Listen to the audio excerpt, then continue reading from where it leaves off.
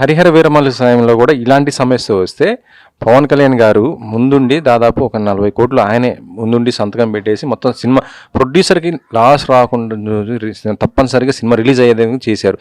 కానీ బాలకృష్ణ ఎందుకు చేయలేరని ఒక ప్రశ్న ఇప్పుడు వస్తుంది. ఒకటి అది 5 సంవత్సరాల డేట్స్లో కొంచెం తప్పు జరిగింది కాబట్టి, లేట్ అయింది కాబట్టి, ఆ నిర్మాతకి ఆయనకి మంచి హిట్స్ ఉన్నాయి కాబట్టి ఆయన పవన్ కళ్యాణ్ గారికి మంచి హిట్స్ ఇచ్చాడని ఒక అభిమానంతో, మానవతత్వంతో ఆ సినిమా రిలీజ్ ఆగకూడదు, నా కోసం ఇబ్బంది రాకూడదని ఆయన కొత్తగా రిస్క్ చేసి సినిమా రిలీజ్ చేసిన మాట వాస్తవమే.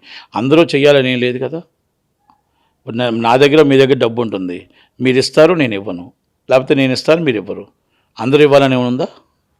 ఎవరి ఇష్టం వాళ్ళది. అంటే ఇక్కడ అభిమానుల్ని దృష్టిలో పెట్టుకోవాలి, ఇండస్ట్రీని దృష్టిలో పెట్టుకోవాలి, అదే కదా. దాంతోపాటు ఇంతవరకు ఎప్పుడు ఒక సినిమా ఇంత ఆగిపోయే పరిస్థితి వస్తుందనేసి లేదు పరిస్థితి, కానీ ఈ సినిమా ఆగిపోయి ఆయనకు ఒక మచ్చలా మిగిలింది అనేసి ఒక బాధ. ఒక మాట అండి, హీరో గారి ఇష్టం, బాలయ్యబాబు గారు ఆయన ఇష్టం, అది బోయపాటి గారు ఆయన ఇష్టం.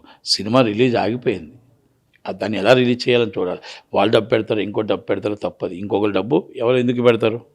దాన్ని పెద్ద మనుషుల తరహా కూర్చొని ఎలా రిలీజ్ ప్లాన్ చేయాలి, ఏ విధంగా, ఎవరిష్టం వాళ్ళది. వాళ్ళ ఇష్టాన్ని మనం అడగకూడదు, వాళ్ళ ఇష్టాన్ని మనం ప్రశ్న చేయకూడదు.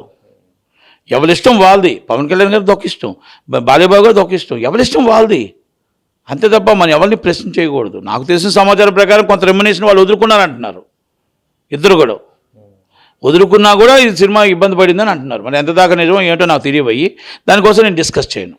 అయితే ఇప్పుడు బావ ముఖ్యమంత్రి, అల్లుడు మంత్రి, ఈయన ఎమ్మెల్యే, తర్వాత ఇంకొక అల్లుడు ఎంపీ, ఇంత పొలిటికల్ ఎంత ఉంది, ఈ సమస్యని ఎందుకు పరిష్కరించలేకపోయారు ఏంటి అనే ఒక ప్రశ్న ఇప్పుడు వస్తుంది.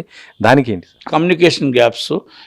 ఒక్క మాట చెబితే 5 నిమిషాలు అయిపోయే పని, అరగంటలో అయ్యే పని ఇంత దాకా రాగడం, సినిమా ఆగడం, ఇది కరెక్ట్ కాదు. ఆగింది అనేది కళలో కూడా ఊహించలేదు, ఆగుతుంది అనేది ఎవరో కూడా కనకుండానే అయిపోయి. నేను కూడా డబ్బు ఇచ్చాను, నేను ఎగ్జిబిటర్గా డబ్బు ఇచ్చాను, నా ఫ్రెండ్స్ డబ్బు ఇచ్చారు, అందరూ డబ్బు ఇచ్చారు, నా తోటి ఎగ్జిబిటర్ డబ్బులు ఇచ్చారు, అందరూ డబ్బులు ఇచ్చారు. సినిమా రిలీజ్ అవుతుందని బాలయ్యబాబుని నమ్మే, బోయపాటి గారిని నమ్మే సినిమా ఇచ్చాం.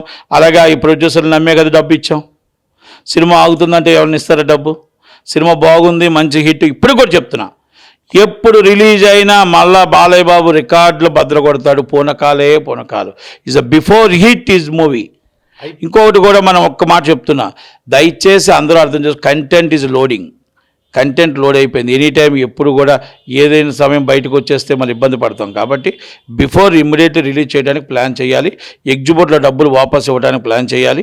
ఒకవేళ రిలీజ్ డేట్ అనౌన్స్ చేసి అభిమానుల్ని కళల్లో ఆనందం చూడాలి, ఒక క్లారిటీ ఇవ్వాలి. అది ఇట్టి వసతులు రేపు ఉదయం కల్లా క్లారిటీ ఇవ్వకపోతే ప్రొడ్యూసర్ డబ్బులు వాపస్, ఎగ్జిబిట్ డబ్బులు వాపస్ ఇచ్చి మీరు ఏ డేట్ అయినా క్లారిటీ ఇస్తే అభిమానులు ఆనందపడతారు.